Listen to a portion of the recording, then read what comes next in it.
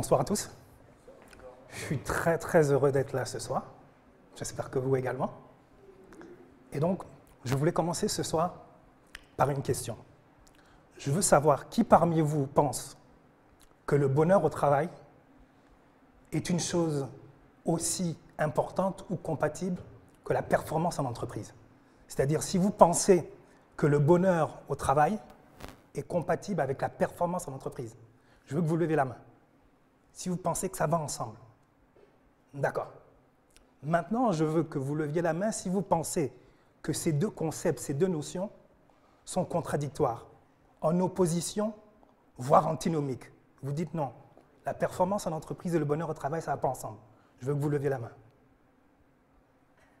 OK. Donc, tout le monde ici pense que le bonheur au travail et la performance en entreprise vont ensemble. D'accord, c'est très intéressant. Donc, je vais vous donner, moi, ma conception, ma définition du bonheur au travail. Elle me vient de la poétesse américaine Maya Angelou. Et elle disait, le bonheur, c'est de s'aimer soi-même, c'est d'aimer ce que l'on fait, et c'est aimer la façon dont on le fait. Et je trouve ça particulièrement intéressant qu'elle parle d'aimer ce que l'on fait, et surtout la manière dont on le fait. Et vous allez comprendre par la suite dans mes propos. Moi, personnellement, je vais vous parler un peu de mon expérience personnelle. J'ai à peu près une vingtaine d'années d'expérience. J'ai travaillé durant les 20 dernières années dans l'hôtellerie de luxe. J'ai travaillé dans la grande distribution.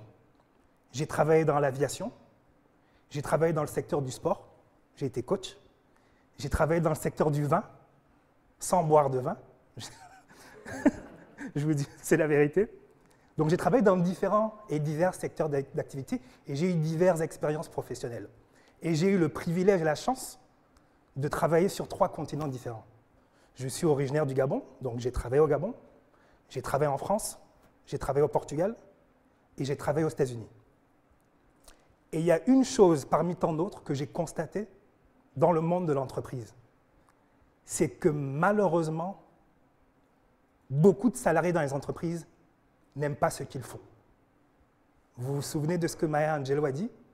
Moi, j'ai rencontré beaucoup de gens qui n'aimaient pas ce qu'ils faisaient et ils étaient là parce qu'il faut payer les factures. Et bien sûr qu'il faut payer les factures. Certains d'entre vous ne travaillent pas encore, mais ceux qui ont des enfants et des responsabilités, on va payer les factures. Donc la question n'est pas de payer les factures. Vous savez, quand vous travaillez pour quelque chose que vous aimez, ça s'appelle la passion. Vous ne comptez pas vos heures. Vous pouvez travailler du matin au soir, vous n'êtes pas fatigué. Par contre, quand vous travaillez pour quelque chose que vous n'aimez pas, chaque minute, chaque heure est une torture. Et ça s'appelle la dépression. Je lisais il y a quelques semaines un sondage qui a été fait par l'Institut Opinionway. Qu'est-ce que ce sondage nous dit? Ce sondage nous dit que 44% des salariés interrogés s'estimaient en détresse psychologique. Je répète le mot, détresse psychologique. Presque un salarié sur 2. Le même sondage nous dit également que le nombre des salariés en burn-out entre 2020 et 2021 a été multiplié par 2 pendant la pandémie. Et aussi qu'on estime à environ 2 millions de salariés qui sont en burn-out sévère. Je ne sais pas vous, mais moi, personnellement, j'ignorais que le burn-out était une maladie professionnelle. Je pensais que le burn-out était une appellation. Quand les personnes sont très stressées, on dit « OK, elles sont en burn-out ». Mais en fait, non, le burn-out est une maladie professionnelle. Et ce sondage nous apprend également qu'il existe 2 types de burn-out. Il existe un burn-out, on va dire, classique, et il existe un burn-out sévère. Et à peu près 2 millions de salariés sont en burn-out sévère. Donc, c'est un chiffre assez élevé.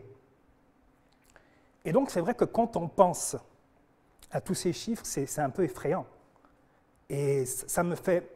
On pense aussi, par exemple, dans cette étude, l'étude dit également que les salariés qui ont des problèmes psychologiques, c'est-à-dire qui ont besoin d'une assistance, par exemple, d'un psychologue ou d'un psychiatre, ce chiffre a considérablement augmenté pendant la pandémie.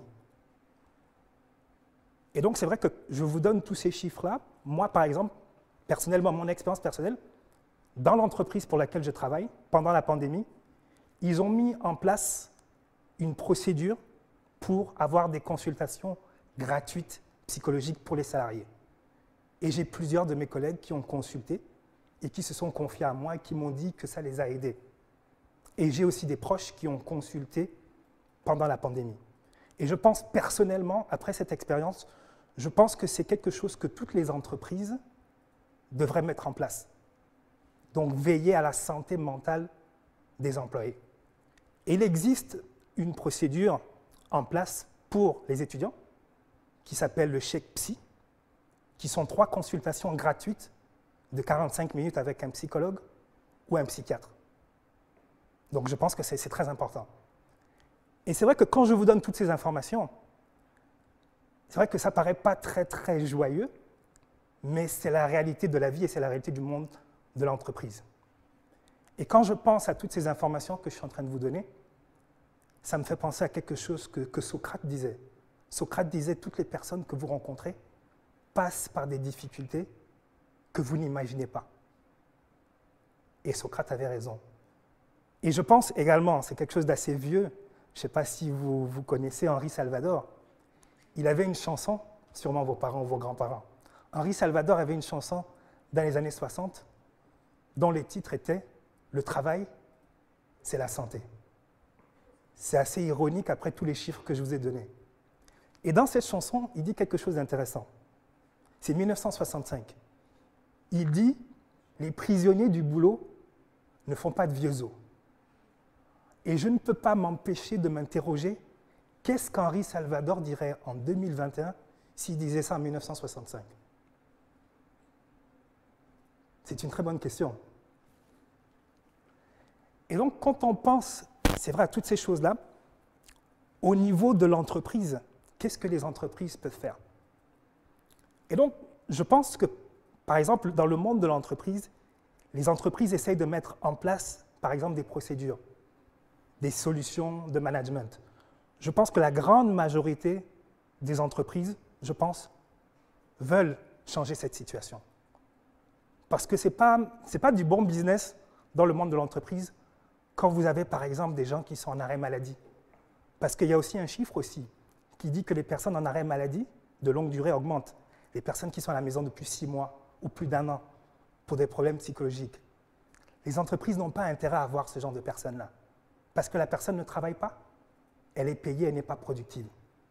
Donc c'est une des raisons pour laquelle les entreprises mettent en place des solutions de management, des méthodes de management connues, par exemple comme Six Sigma, qui est une méthode de management pour améliorer non seulement la qualité, mais aussi l'efficacité du process, des produits et des services, et aussi la réduction des coûts.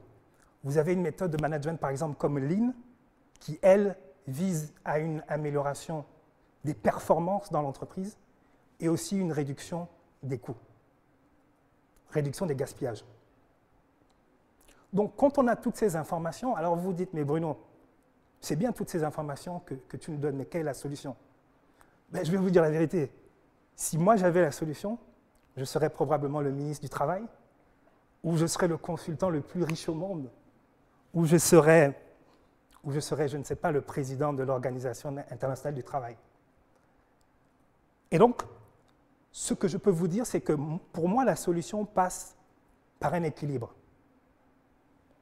Il faut qu'il y ait un équilibre entre l'humanisme et le capitalisme, qu'il y ait un équilibre entre la productivité et l'humanité.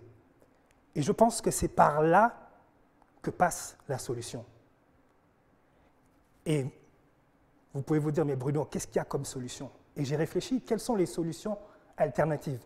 Parce que je vous ai donné des méthodes de management qui sont modernes, mais alors vous allez me dire, mais Bruno, ces méthodes de management ne résolvent pas le problème. Les chiffres sont toujours là. Évidemment, ces méthodes de management sont efficaces pour certaines choses, mais elles ne sont pas efficaces pour d'autres choses. Donc j'ai essayé de voir quelles étaient les alternatives. Et j'ai trouvé une alternative qui s'appelle l'holocratie.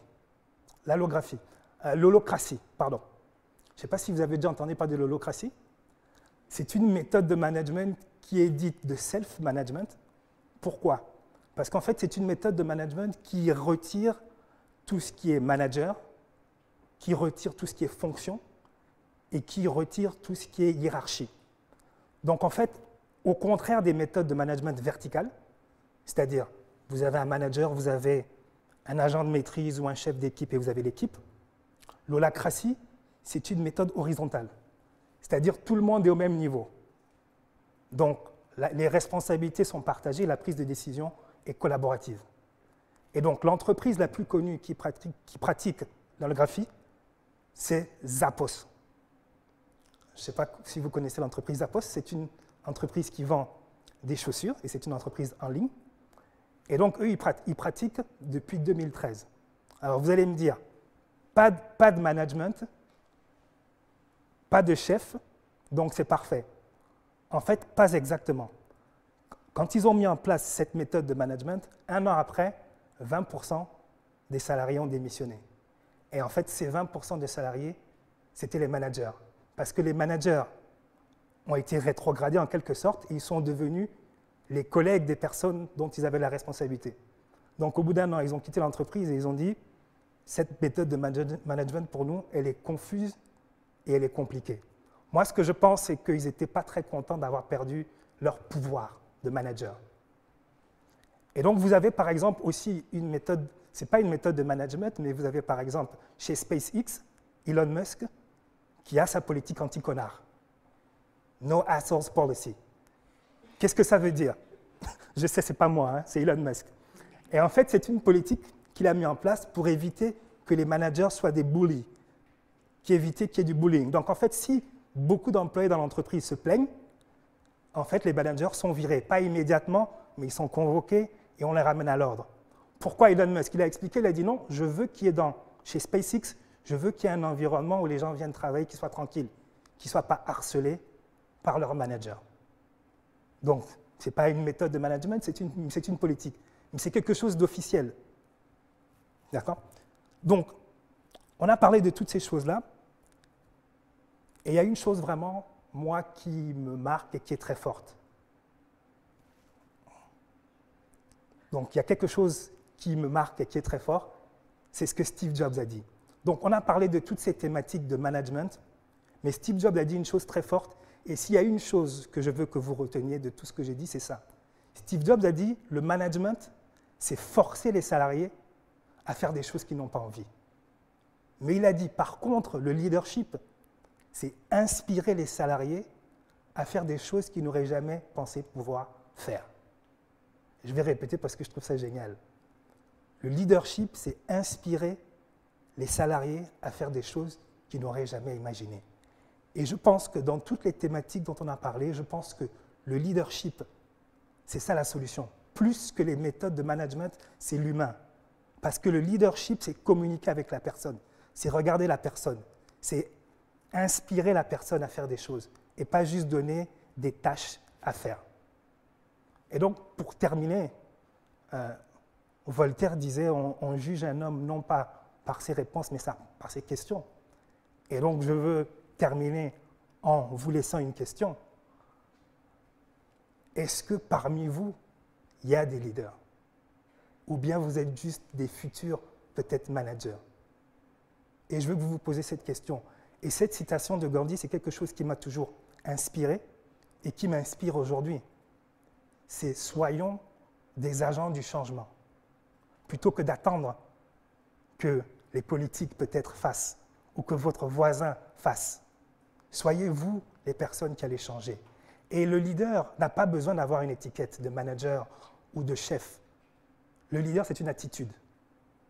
Donc je veux vous inspirer, vous encourager et m'encourager moi-même à être des leaders et à apporter des solutions de bien-être là où nous sommes, dans nos entreprises ou dans nos facs.